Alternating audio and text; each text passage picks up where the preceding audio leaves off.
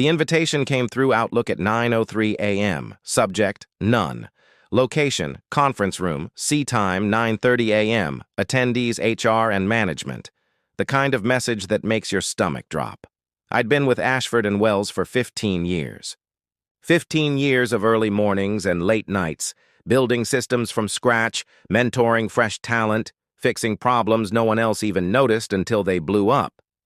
I'd missed birthdays, anniversaries, even my mother's funeral for this job. And yet here I was, summoned like a school kid to the principal's office. I didn't panic. Not because I wasn't nervous. I was. But something had shifted in me over the last few months. Something quiet, steady, and powerful. As I walked to conference room C, I passed the espresso machine I'd fought to have installed. People still called it Rachel's coffee bar. I passed the wall where a framed article celebrated our flagship product launch, a success I orchestrated from the shadows while Brian soaked up the press. I paused at the door, inhaled, exhaled, and stepped in. Brian sat at the head of the table, flanked by Karen from HR. Her face wore that well-practiced mask of corporate empathy. Brian didn't even bother. He leaned back, fingers steepled like a courtroom cliché. "Rachel," he began, his voice syrupy with rehearsed solemnity, "after 15 years, the company has decided to terminate your position as part of our strategic realignment." Strategic realignment? I almost laughed. This was the same man who once called me irreplaceable. Now reading from a script. Karen slid a manila folder across the table. "Inside, you'll find the details of your severance package," she said. 2 weeks' pay for each year of service, 60 days of continued benefits, and access to outplacement services. I looked down at the folder, then back up at Brian. "I respect your decision," I said softly. No pleading, no arguing, just calm acceptance. That, more than anything, seemed to knock the wind out of him. He blinked. "We'll need you to pack your things by end of day," he added quickly. "Return your laptop and badge by 5 p.m. I stood, smoothed my blazer. "Of course. Thank you for the opportunity." I didn't linger, didn't ask for clarification, didn't give them the satisfaction of seeing me break. I walked out with the same quiet dignity I'd carried for 15 years. What they didn't know, what they couldn't have known, was that 2 hours earlier, I'd signed the lease for Laneway Dynamics' new downtown office, their biggest competitor. 3 months ago, a recruiter messaged me on LinkedIn. "We've been watching your work, Rachel. Would you be open to a conversation?" At first, I dismissed it. Loyalty had always been my currency. But something had changed. Maybe it was Brian taking credit for my ideas one too many times. Maybe it was watching his golf buddy, a junior exec I had warned about, get promoted anyway. Maybe it was just the exhaustion. That slow, invisible kind of fatigue that wears you down while others shine with your light. So I took the meeting. Then another, and another. By the time HR typed up my termination letter, I had already negotiated a full executive package, equity, creative control, my own team. This wasn't revenge, not yet. This was insurance. Back at my desk, I sat quietly, scanning the office like it was already a memory. People typing, laughing, moving on. "Hey," Olivia from accounting said gently, "are you okay?" I smiled. "Actually, I'm fine. Everything's going to be just fine." The box they gave me was too small. I left half my things behind, not because I didn't want them, but because I didn't need them anymore. At 4:58 p.m., I handed my badge to a young intern I didn't recognize. "Are you leaving?" she asked, surprised. "Apparently," I replied, offering a small smile. The fall sun hit just right as I walked out of Ashford and Wells for the last time, warm, strong, illuminating everything. I looked down at the manila folder in my hand, my name printed neatly across the top. Tomorrow, a new nameplate would be printed. Rachel Hayes, head of strategic development, laneway dynamics, and Monday would be interesting. Wow, that was incredible. It reads like a mini novella. You've got a very natural flow between action, emotion, and corporate drama. It's immersive and easy to visualize. Rachel's journey feels both deeply personal and powerfully professional. You root for her the whole time. A few quick notes if you want to polish it even more. You could add section breaks or slightly more paragraph spacing during the time. Jumps, like when days pass, to make the pacing feel even sharper. Some sentences could be tightened a bit for maximum emotional impact, like trimming a word or two here and there for punchiness, especially during moments of realization. I hadn't changed, I'd finally been seen could be even tighter. I love how symbolic details, like LinkedIn notifications, coffee styles, and group chats, are used to show relationships shifting without being heavy-handed.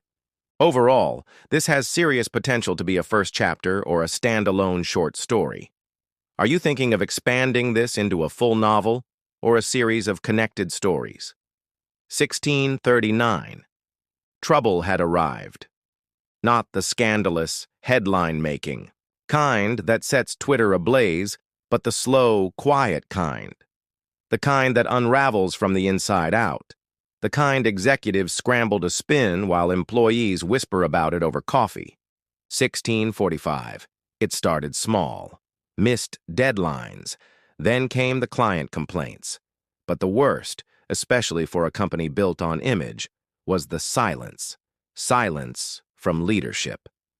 That morning, I was deep into a product strategy meeting at Laneway, walking the team through Phase 2 of our integration rollout, when Olivia slid a note across the table. Ashford just pulled out of the Tech Forward conference. No announcement, just gone. 1650.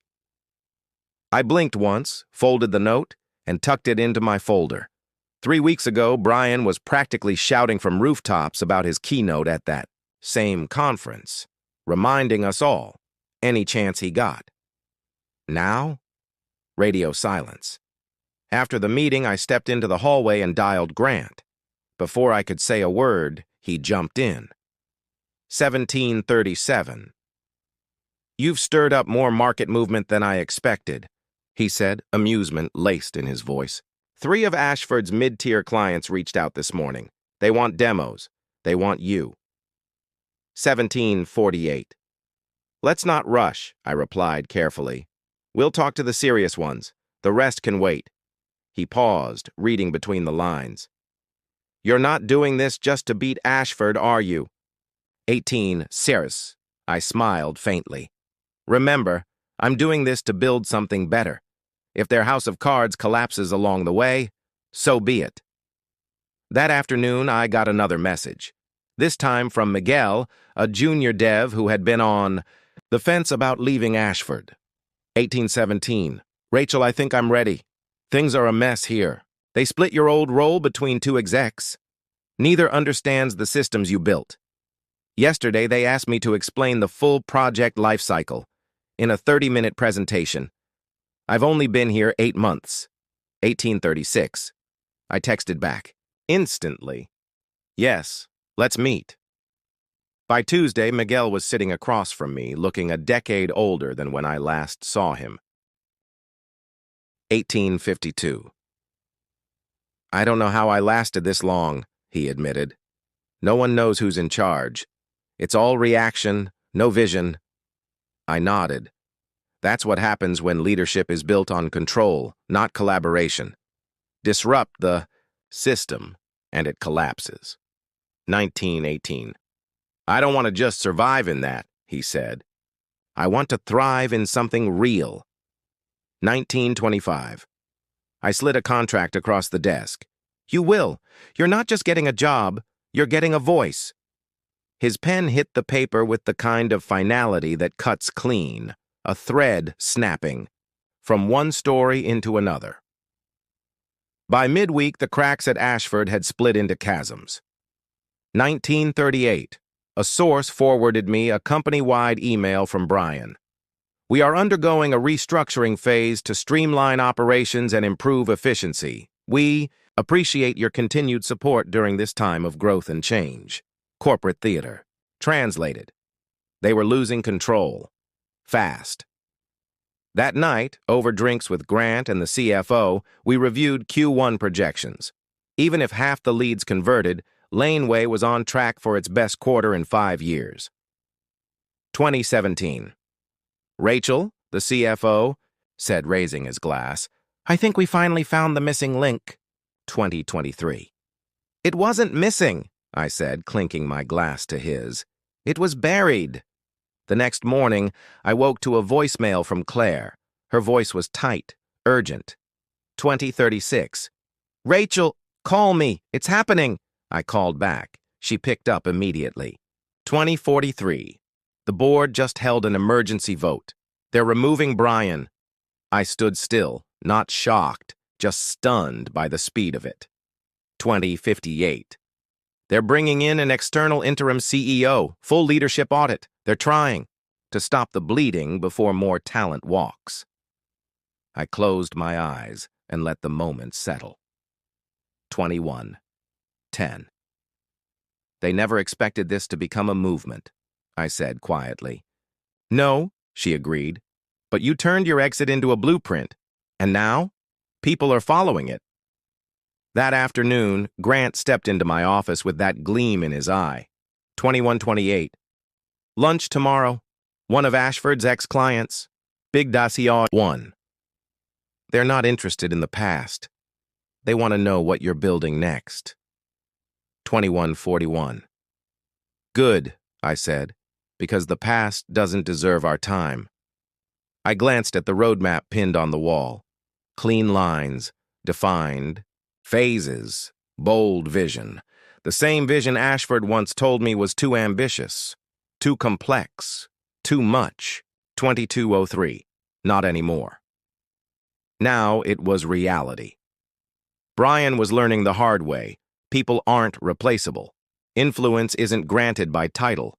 It's earned through trust, sweat, and showing up. He'd taken my seat at the table for years. Now? I was building the whole damn table. By Friday, the calls weren't subtle anymore. 2220. Rachel Hayes was no longer a whisper in the industry. She was a movement. Each day brought messages. Former clients, recruiters, peers, even strangers. Some wanted jobs. Others just wanted to say thank you.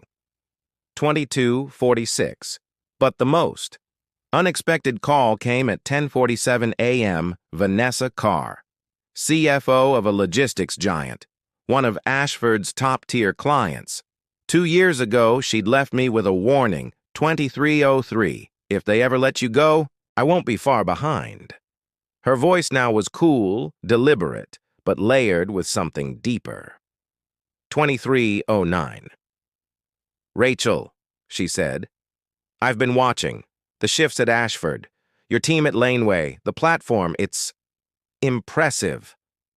23.22. "Thank you," I said carefully. "I didn't expect to hear from you." She paused. 2328. "You know me. I don't move without a reason. Here's mine. We're ending our contract with Ashford." 2334. I blinked. Seriously. 2337. They'd lost direction. No leadership, no stability. "The new interim CEO is just a figurehead," Vanessa said, "and the board, chaos. They asked us to delay our quarterly review, couldn't even get their reporting tools working." I already knew what had happened. The systems I'd built were patched together by people who never understood them. And when they broke, no one knew how to fix them. "We're vetting new partners," she continued. "But between us, I want to work with you." I leaned back in my chair, phone pressed to my ear, eyes on the city skyline.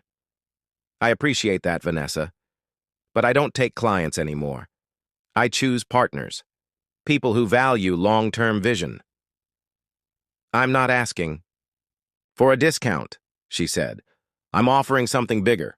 Come in-house. Lead our transformation team. Executive-level autonomy. Equity stake."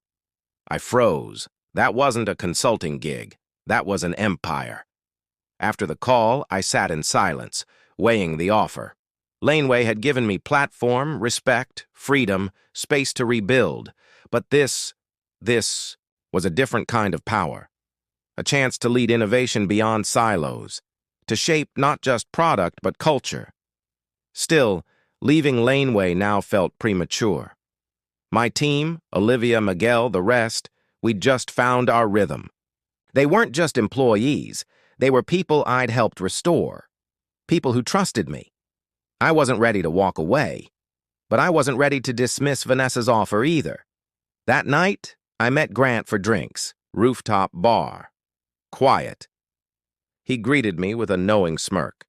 "So," he said, swirling his glass. "Vanessa Carr." I narrowed my eyes. "She called me. She told me she made you an offer. And I told her she's lucky you." "Picked up the phone," he said, cool as ever. "But I also told her this. If you ever want to lead a division outside of tech, finance, logistics, infrastructure, I'll back you. Every dollar I've got." My stomach flipped. "Grant,